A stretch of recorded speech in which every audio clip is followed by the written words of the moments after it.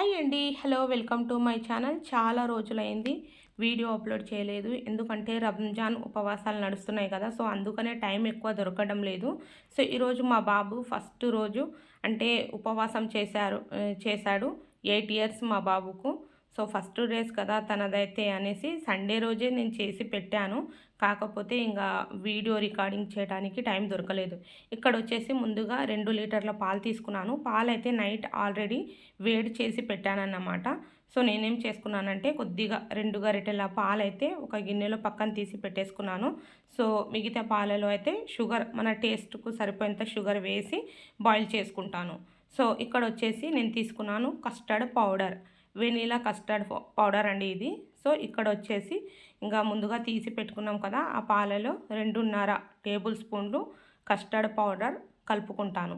So, ఒక్కొక్కసారి ఏమైతుందంటే కొంచెం ఎక్కువ కూడా పడుతుంది. ఇక్కడొచ్చేసి నేను ఓన్లీ కలర్ కొరకు వాడానండి. ఇది మనకు బ్లూబెర్రీ, రెడ్ బెర్రీ అంటారు కదా! బెర్రీస్ ఉంటాయి. ఆ బెర్రీ కలర్ అంటే మనకు ఎంత కలర్ ఎక్కువ వాడితే అంత కలర్ మనకు ఎక్కువ పెరుగుతూ పోతుంది.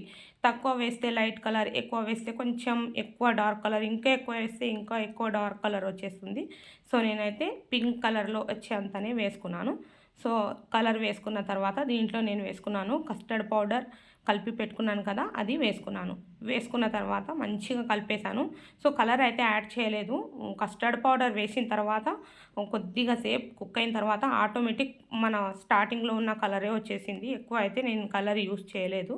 సో, ఇక్కడ నేను వెనిలా ఫ్లేవర్ యాడ్ చేశాను. అంటే మనకు మంచి ఐస్ క్రీమ్ ఫ్లేవర్ వచ్చేస్తుందన్నమాట దీంట్లో. ఇలా మంచిగా బాయిల్ రావాలి. మంచి థిక్‌నెస్ రావాలి. ఇక్కడొచ్చేసి మిల్క్ మేడ్ ఒక్క గరిటె నిండా ఫుల్లుగా తీసుకున్నాను. సిమ్‌లో పెట్టేసి మిల్క్ మేడ్ వేసి మంచిగా కలిపేసుకున్నాను. సో, వితిన్ సెకండ్స్‌లో ఆ మిల్క్ మేడ్ దీంట్లలో కరిగిపోతుంది. సో, ఎక్కువ ఏం చేయవలసిన అవసరం లేదు. ఇంకా గిన్నె అయితే ఫ్లేమ్ బంద్ చేసుకోండి. ఇంగా ఇది మొత్తం చల్లారేంత వరకు దీంట్లో అయితే ఏమీ వేయకూడదు. ఇంగా ఆల్రెడీ మిల్క్ మేడ్ వేసాం కదా! సూపర్ టేస్టీగా వస్తుంది. సో, ఒక్కసారి అయితే ఇలా కొంచెం లైట్ చల్లారిన తర్వాత కలిపేసుకున్నాను.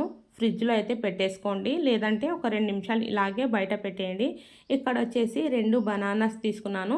అండ్ దీంట్లో నుండి కొంచెం కస్టర్డ్ తీసి వేసేసుకున్నాను. పాలు కూడా వేయొచ్చు.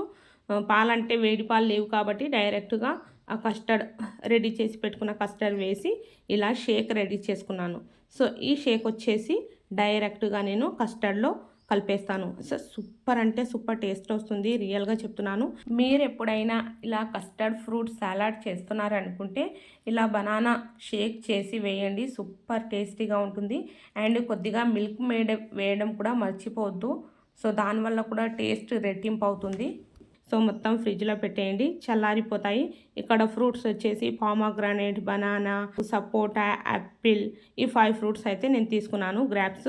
ఇంక మొత్తం మంచిగా చల్లారిపోయింది కదా! ఫ్రూట్స్ అన్నీ వేసేసి మంచిగా కలిపేసుకోండి. ఎందుకంటే మా బాబు ఫస్ట్ ఉపవాసం కదా అనేసి నేను చేశాను. సండే చేశాను అంటే 8 డేస్ అయిపోయింది. వీడియో రికార్డింగ్ చేయడం నా వల్ల అవ్వలేదు కాబట్టి అప్లోడ్ చేయలేదు.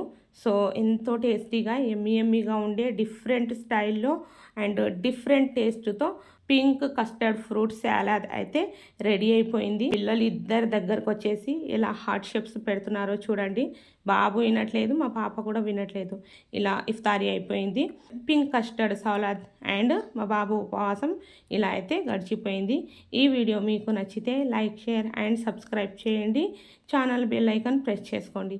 థ్యాంక్ యూ అండి. Thank you so much.